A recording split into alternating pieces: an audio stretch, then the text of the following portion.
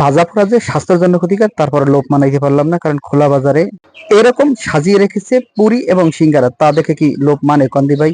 তাও আবার নাগালের ভিতর 5 টাকা সিঙ্গারা, 5 টাকা পুরি, এবং যে যদ্দূর খাইতে পারেন, কিন্তু খেলে যে টাকা দিতে হবে তাও একটু মাথায় রাখতে হবে, কারণ 5 টাকা করে তা তো আমাদের কিছু আসে যায় না, কারণ আমরা নিয়ে নিলাম গোড়া দশে খাইতেছি এবং প্রত্যেকজনে একটা করে নিতেছি, কারণ খাইতেছি।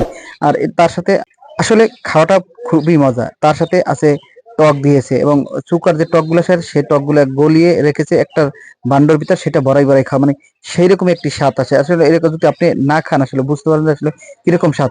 যে যতদূর পারতেছেন খাইতেছি, কারণ এখানে কোনো হিসাব নাই, লাস্টে আমরা হিসাব করবো, আগে কোনো হিসাব নাই। যদি আপনি দেখেন যে টকটা দেখতে একটু খারাপ দেখাইলো, কিন্তু আসলে এটা খেতে খুবই সুস্বাদু, এবং দেখতেছেন বাইজাও প্রচুর ভাবে উঠাইতেছেন, কারণ এখানে তারা দুই বন্ধু মিলেমিশে এখানে কাজ করতেছেন এবং বাইজা উঠাইতেছেন। আমরা দেখতেছি টকের যে একটা হাড়ি আছে, হাড়ির ভিতর প্রচন্ড টক রেখেছেন, এবং প্রত্যেকজনে আমরা খাইতেছি, কারণ আমরা বলতেছি ভাই খালি হিসাব রাখেন, আমরা কদূর খাই আমরা খালি দেখবেন ভাইয়া, এতটুকুই। কারণ আপনি হিসাব রাখেন, আপনার হিসাব না হলেও আমরা ভাই যে কটা খাবো সেই কটার দাম দিয়ে দেবো, আপনি চিন্তা করেন না যে আপনার আমরা যে বেশি খাবো। সে বলতে ভাই সমস্যা নেই, আপনার এখান থেকে খাইতে থাকেন, আমরাও খাইতে থাকছি, কারণ ভাই দুপুরের টাইম তো একটু খিদা তো বেশি লাগছে, মনে করেন এদিক ওদিক ঘোরাফেরা করছে এবং চলাফেরা করছে, চলাফেরার এক পর্যায়ে আমাদের প্রচুর খিদা লাগছে, এবং মানুষ মোটামুটি এখানে আসতেছে এবং খাইতেছে, কারণ খাওয়ার কোনো বিকল্প নেই এখানে, যে কোনো মানুষ আসতেছে আর খাইতেছে ভাই। আর আর খাবে না কেন ভাই? মাত্র 5 টাকা পুরি খান আর সিঙ্গারা খান, যেটাই খান মাত্র 5 টাকায়। 5 টাকার জন্য মানুষ মূলত প্রতিনিয়ত আসতেছে এবং খাইতেছে, এবং এই খাওয়াটার ভিতরে আরেকটা স্বাদ বাড়াইছে, আমি বললাম না এই টকটাই মূলত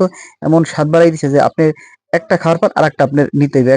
আমার তো ভাই পেট মারিয়েছে, আমি আর খাবো না। আমি বলতেছি ভাই তোমরা খেলে খাও, আমি আর খাবো না, কারণ আমার এইটাই খাবার শেষ, আমি আর খাবো না, তোমরা যতদূর পারো খাও। তারপর ভাই আমরা একটা হিসাব করলাম যে ভাই ঠিক আছে কয়টা খাইলাম, কারণ আমার এখানে 19টা পর্যন্ত আমরা 4 জন লোকে খেয়েছি, এবং 19টায় বেশি দাম আসে না ভাই, 20টা হইলে হয়তো 100 টাকার দাম হইতো, 19টা যেখানে 95 টাকার দাম হয়েছে। বলতেছি ভাই আপনি হিসাব করছেন গাবাল, এই সমস্যা নেই, আপনি হিসাব করে দেন, কারণ এই ছোট ছোট জিনিস যদি আপনি হিসাব না করে দেন আসলে দোকানদার কখনো হিসাব রাখতে পারে না। সেক্ষেত্রে আমরা আবার একটু টক নিয়ে এসেছি, সে বলতে ভাই লাস্টে আবার কিছু লই ভাই, একটু খাই। আচ্ছা সমস্যা নাই, খাও, যদি দূর পড়ো সেরকম খাও। আমরা সেই খাওয়া দাওয়া করে আমার মোটামুটি শেষ হয়ে গেল, এবং তাদের বিল আমরা দিয়ে দিলাম।